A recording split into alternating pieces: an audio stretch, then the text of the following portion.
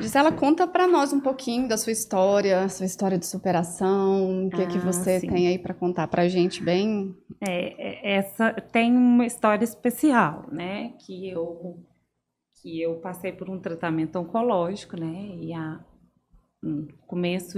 Em dezembro de 2017, Tem uns eu seis tive, anos, né? vai completar Uhum. 6 anos.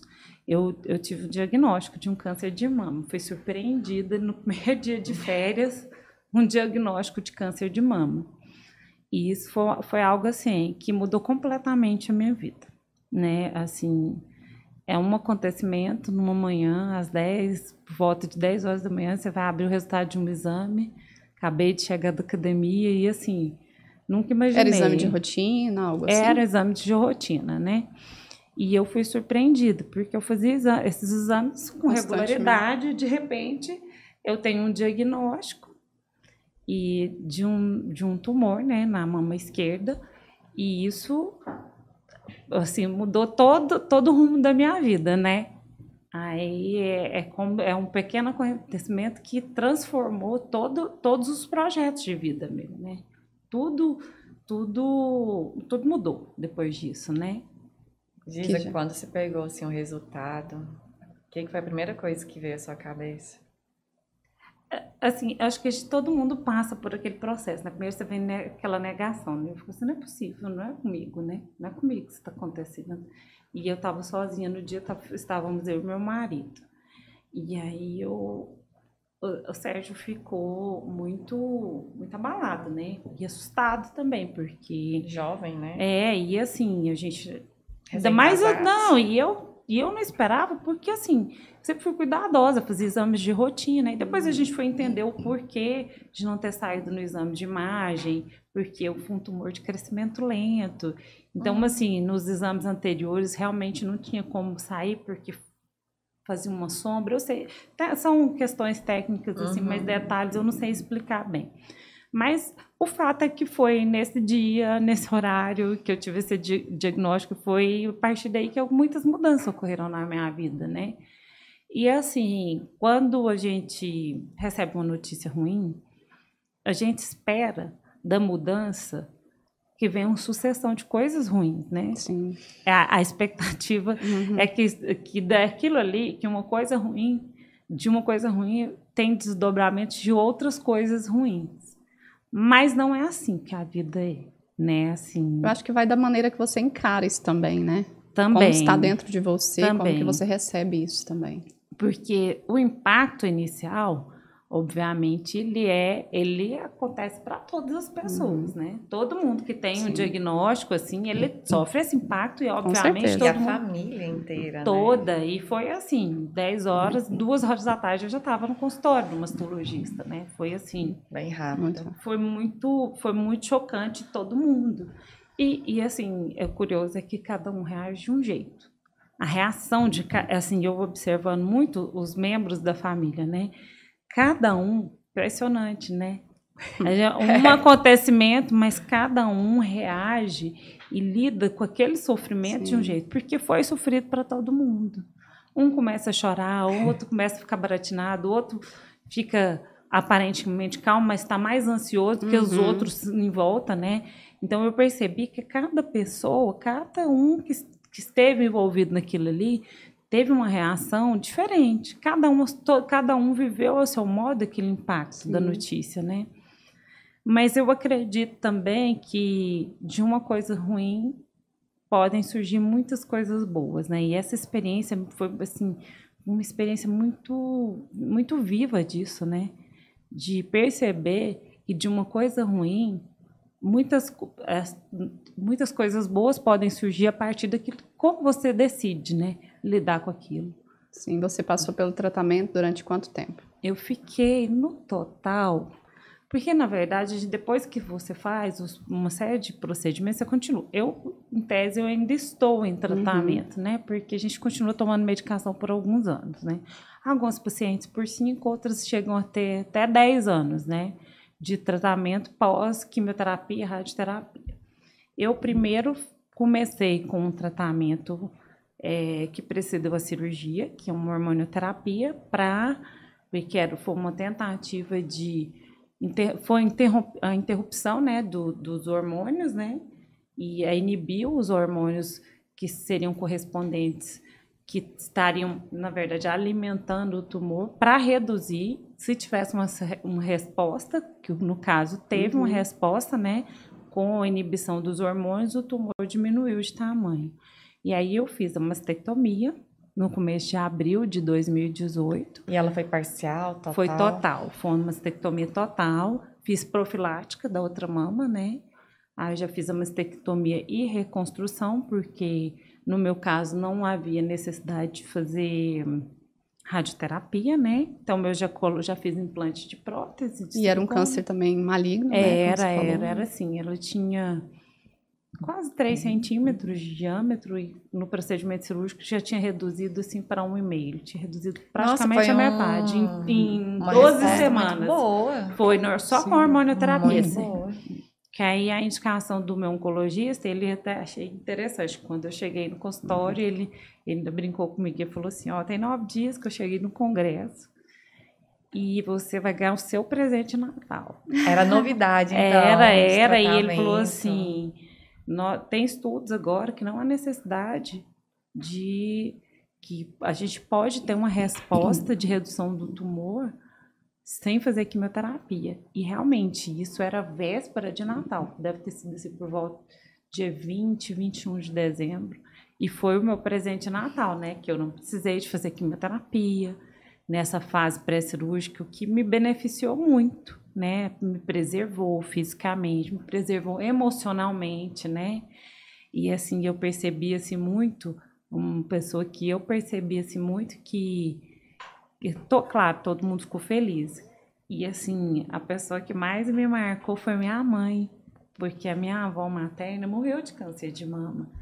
E eu tive, assim, uma sensação que, para ela, não que não tenha sido duro para todo mundo, eu achei que foi um momento extremamente doloroso para ela, certeza. Porque ela reviveu, né? Trouxe à tona muitos medos, né, que ela tinha.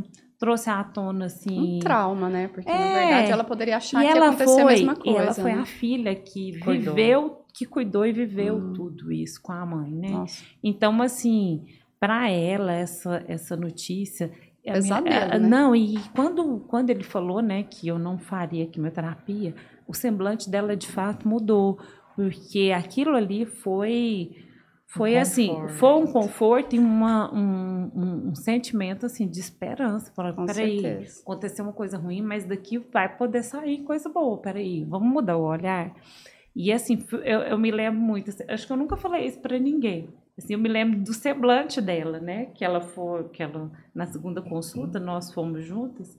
E aí eu me lembro assim, o médico falou assim, nossa... ele achei até bonito assim da parte dele, falou assim, Deus vai fazer tanta coisa boa na vida dessa moça, e aquilo ali foi um alento, né, porque nós nos sentimos assim acolhidos, né, abraçados pelos médicos, né, eles assim cuidaram não apenas de mim, mas cuidaram da minha família foi acolhida com muito amor. E isso faz toda a diferença. Quem teve essa experiência de ter pessoas doentes próximas, né? Ainda mais com câncer. Minha mãe teve câncer de mama, né? E assim, quando a gente vê que quem tá cuidando, ele cuida não só tecnicamente, mas com amor, nossa, é reconfortante. Muito, muito. É muito bom, assim, você realmente sentir que a pessoa, ela cuida além. Ela não tá ali só para fazer o mesmo de sempre. Ela tá dando uma... E você foi cercada de pessoas assim, né? Demais, que você conta, gente, né? Tanto lá no hospital quanto família. É interessante, assim, né? Até brinco, né? Toda vez que às vezes eu corria muito lá no Horto, né? E eu fazia um dos lugares onde eu fiz as quimioterapias foi no IMO, que é em frente ao Horto, né? Aí a gente passa lá sempre assim, eu tenho as melhores sensações, porque do rapaz que abre a porta, sabe? Assim, da delicadeza, da gentileza, sabe? Do amor como eles dedicam. É muito interessante, assim, é muito bom ser recebido, assim, ser acolhido, assim. Aquilo já te dava um conforto, Cada um já, era né? num local, né? Mas em todos eles, né? os funcionários, as secretárias, assim, a delicadeza de cada uma das secretárias, elas são todas muito queridas, né? Todos eles envolvidos, assim, é muito interessante, porque como eu fiz também a mastectomia, aí entrou também o cirurgião plástico, né, com a equipe dele, o meu mastologista com a equipe dele, que também os dois são maravilhosos. E aí, acabou que todo mundo, né? Até no dia que eu vou fazer cirurgia, meu Deus, Muita que gente. tanto de gente é esse? Eu nunca tinha feito uma cirurgia, né? Ah. E eu fiquei assim, gente, que tanto de gente envolvida. Eu falei, gente, assim... Você ficou receosa, assim, de Não, ver na o verdade, movimento? eu vi aquele movimento de pessoas, porque como eu fiz os dois, foram 2 cirurgias em uma, né? Então, assim, eram 2 equipes, tudo, né? Tudo duplicado. E eu fiquei pensando assim, gente, como isso é tratado com seriedade, né? Isso é muito sério e realmente as pessoas estão comprometidas com isso, né? Porque a gente sempre está escutando, ninguém está nem aí, ninguém isso. Não é verdade.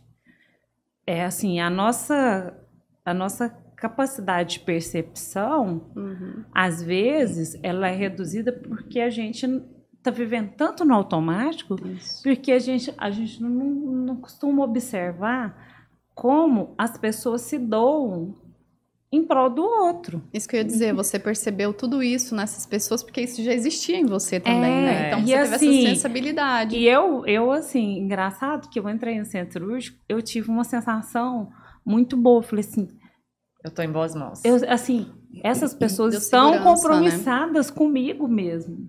Entendeu? Assim, olhei assim, eu falei assim, é muita gente compromissada. Sim. E eu realmente, assim, eu tive uma sensação boa. Eu tive uma sensação que eu falei, poxa, graças a Deus, né? Eu agradeci muito a Deus. Falei, graças a Deus. Quanta gente tá ali todos os dias compromissado com os outros, né? Com o outro, com o próximo, cuidando da saúde do outro. Tanta gente no bastidor que a gente nem imagina, né? Isso. Tem gente demais por detrás daquilo ali que a gente nem sonha, mas está envolvido e está se doando, né? Eu vejo assim, eu sou muito observadora, né? Chego para as consultas, nas clínicas, e observando, assim, eu observo muito comportamento. As moças ficam limpando, né? Tudo. Eu falei, gente, como é uma cadeia muito ligada, né? Como tem gente, e assim, tem dia assim, que eu fico observando, eu vejo, teve uma vez que eu estava lá no hospital, esperando para consulta, e a menina limpando, e assim, passando pelos pacientes, e sempre com um sorriso, bom dia, bom dia. Até o sorriso, né? O sorriso acolhedor, né? É interessantíssimo como as pessoas, né, imaginam que através do sorriso elas nos cativam, né?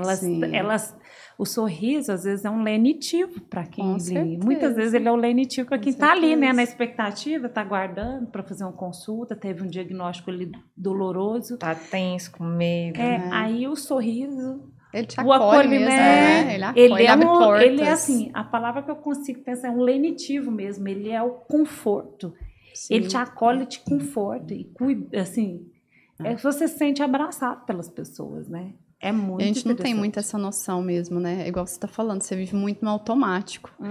É natural isso. Você tá nos lugares, igual ela falou, às vezes você tá no hospital, você não percebe ali que cada um tem sua função, né? Você leva tudo no automático. Às vezes você passa pela pessoa, não ignora. Assim, não... nesse ponto eu sempre fui muito atenciosa, porque como eu sou uma pessoa que eu gosto de conversar e tudo, então assim, até pro faxineiro, a Renata fica brincando comigo, Vanessa, você abre sua vida até pro açougueiro, porque assim, realmente, eu acho muito importante você dar o bom dia, você o cumprimentar, mesmo pessoas na rua, mesmo que eu não conheça, eu passo bom dia, tudo bem, bom dia, bom dia.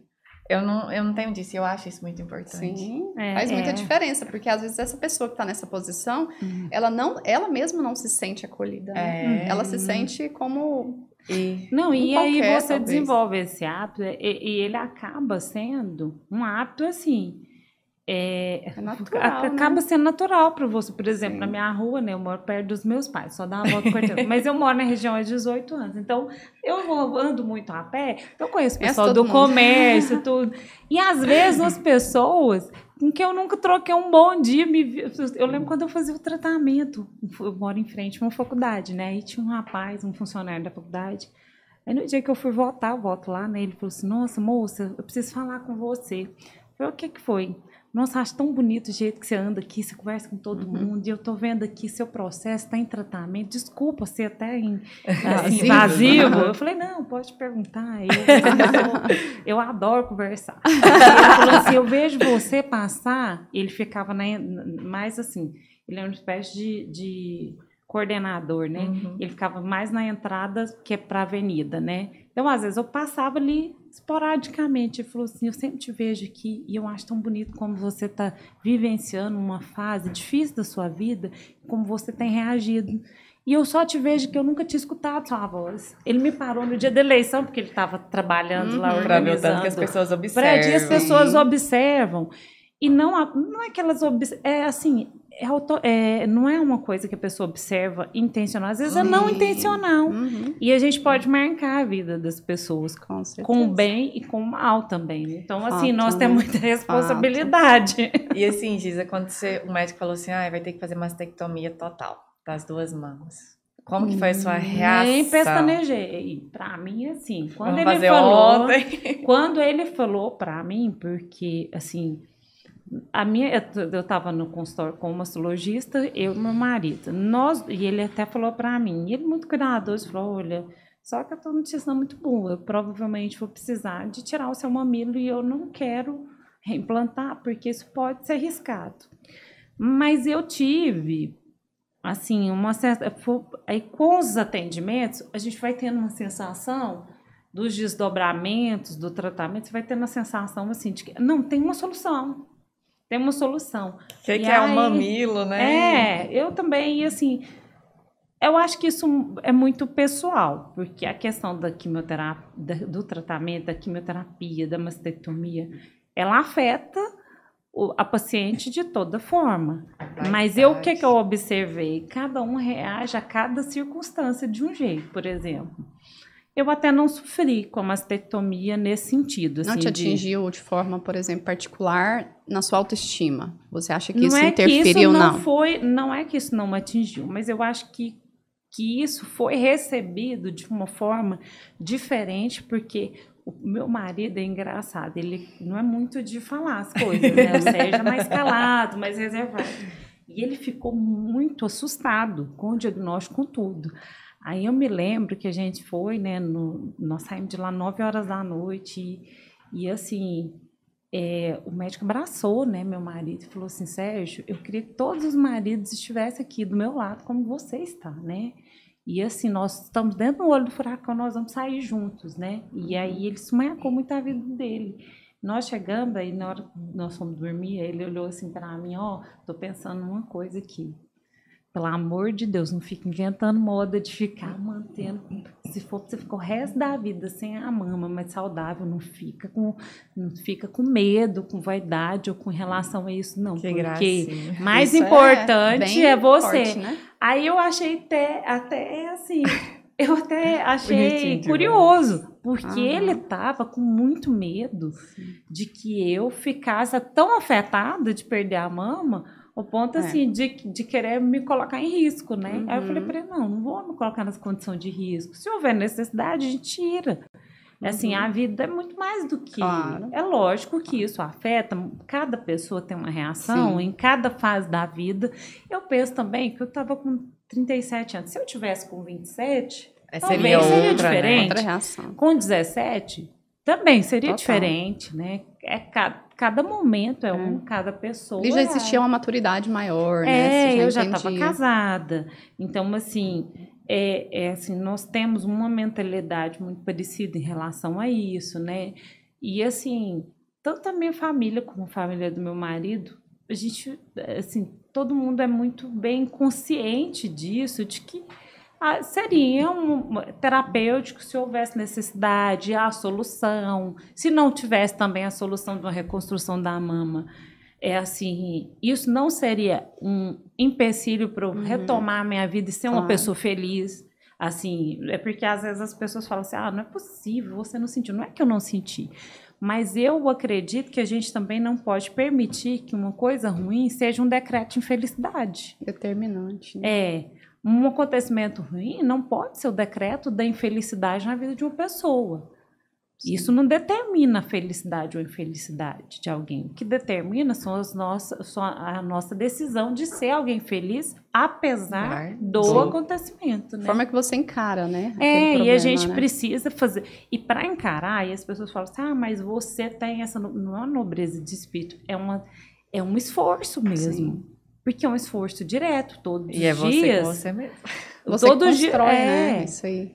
E assim, um dia você tá bem, um dia você tá chorando, outro dia você tá nervosa, todo mundo vive. Todos nós vivemos isso. Não é que uma pessoa é mais ou menos evoluída espiritualmente, mas é porque a felicidade é resposta de uma dedicação e esforço da nossa parte. Com certeza. Assim, acima de qualquer coisa, ela é uma resposta de esforço. E esse processo me deixou muito claro isso. E uma coisa também, assim, disso, eu sempre tive muito medo de morrer, né? Desde pequena, tudo. Eu falava assim, não sei o quê, não gosto dessa história, esses assuntos de alma, vamos falar dos vivos. Vamos falar só de quem é vivo, eu não gostava muito disso. E de repente eu falei assim... E aí teve um dia que eu estava em casa orando, né? E pensando assim, Senhor, obrigado, tem solução para tudo. Aí me veio e falei assim, e mesmo tendo solução para tudo, e se não der certo? E se não der certo? Porque tudo na vida é 50%, né, Gisa? Tem 50% de chance de dar certo, tem 50% de chance de dar errado. Na verdade, nós não temos garantia de nada.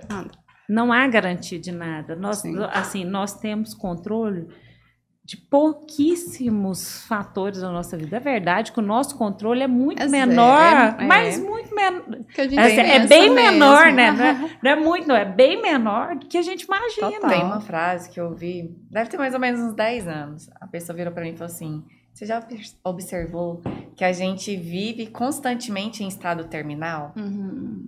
Que lá me impactou. Eu falei assim, como assim? Aí eu fui digerindo aquela frase. E realmente, porque a gente não tem o controle, a gente não sabe. A gente não sabe. A gente não sabe daqui 5 segundos, a gente não sabe daqui... E se a gente não tem o controle, né? Entendeu? Assim, quantas pessoas, né, passam por essa experiência? Se a gente atravessar a rua e for atropelado e morrer imediatamente? Então, isso pode acontecer com qualquer um de nós. Então, assim, essa demonstração de que controle é uma coisa que nós não temos sobre as nossas vidas. Nós temos domínio de alguns fatores, tudo. Até na rotina mesmo. Você pode ver. Que é coisa mais comum do que imprevisto. Sim. É uma semana na sua rotina, do ir e voltar para o seu serviço. Só isso, uma coisa simples, ir e voltar. Eu moro a 3 quilômetros da minha casa. Praticamente andar em linha reta. Só vira uma vez. Nem um dia é igual ao outro. Não. Nem um dia é igual ao outro. Um dia tem uma batida, um dia alguém atravessa de uma vez na sua frente, outro dia você dá sorte e pega os sinais todos abertos, outro dia você pega um congestionamento porque aconteceu um imprevisto. Você tá atrasado e tudo fecha. Outro dia você pensa, nossa, hoje está complicado, de repente as coisas fluem. E dá certo, vai dando certo. E que bom que é assim, né? E assim, a vida, então isso é assim, é uma pequena demonstração de que a vida é assim, né? E a hora que veio isso dentro de você... E me veio esse sentimento assim, gente, e se não der certo? E aí eu fui olhar, né, tudo que eu tinha vivido, né, em 38 anos. Mas peraí, onde que eu nasci? Eu nasci assim... Tenho os meus pais que viveram em função da gente, né? Tive 2 irmãos que eu amo demais. Tive uma vida, assim, uma adolescência muito legal, né? Assim, viveu uma infância. Intensamente. E eu tive, assim, uma infância muito legal, porque meu pai passou no concurso com 7 anos, a gente foi morar no interior. Então, nós tivemos experiências muito bacanas, assim, de ver em lugares... Interior para criança é ótimo. Não, e eu vivi em cidades muito diferentes, né? Eu saí de uma Goiânia para morar no Araguacema, uma cidade que tinha 19 carros. Araguacema, onde é isso? É longe, é muito longe. Tocantins. Tinha 19 carros. Contando com os caminhões da prefeitura. É uma cidade bem pequena, assim, que tinha parado no tempo. Gente, coitado disso quando passa. Não, mas pensa numa delícia de lugar pra gente. Sim, pra criança é perfeito.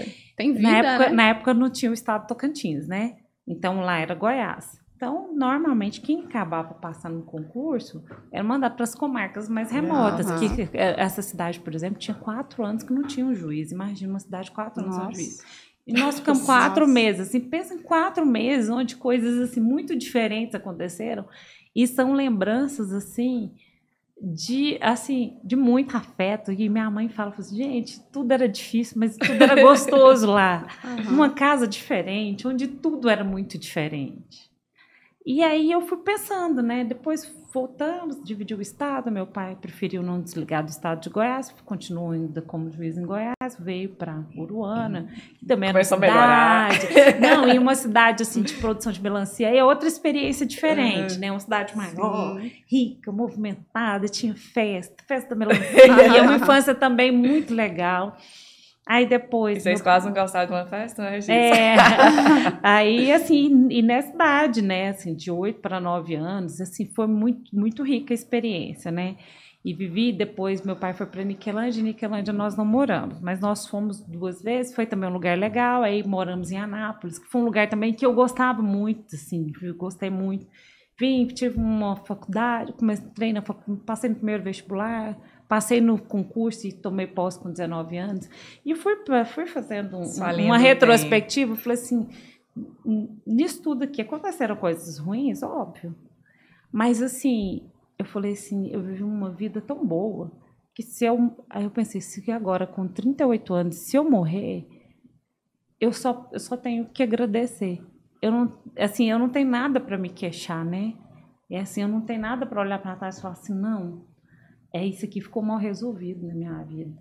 Até aquelas coisas que não ficaram bem concluídas não foram nem por minha causa, porque eu sou pessoa que não consigo deixar nada para lá sem resolver. Se tiver alguma coisa para resolver, eu gosto de resolver.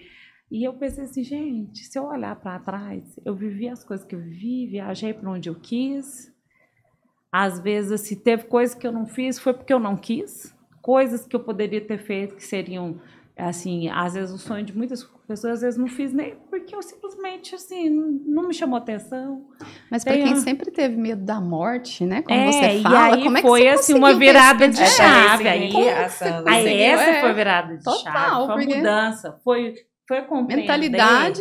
Foi compreender que a gente não vive com assombração, a gente não pode viver... permitindo que a morte nos assombre, porque todo mundo vai morrer. E aí você vai deixar de viver. E eu percebo assim, que, às vezes, a gente tem tanto medo da pandemia, foi um momento assim, muito pesado por isso, né? Eu sempre dou o exemplo assim, da pandemia, que eu acho achei a pandemia mais difícil. Por quê? Porque foi um sentimento de horror geral, onde as pessoas tiveram que se deparar e as pessoas ficaram refém do medo. Mas, assim, foi até para a pandemia, esse tratamento, assim, me fortaleceu, porque eu já tinha superado isso, sabe? Esse medo, né? Esse medo de não ter uma vida longa.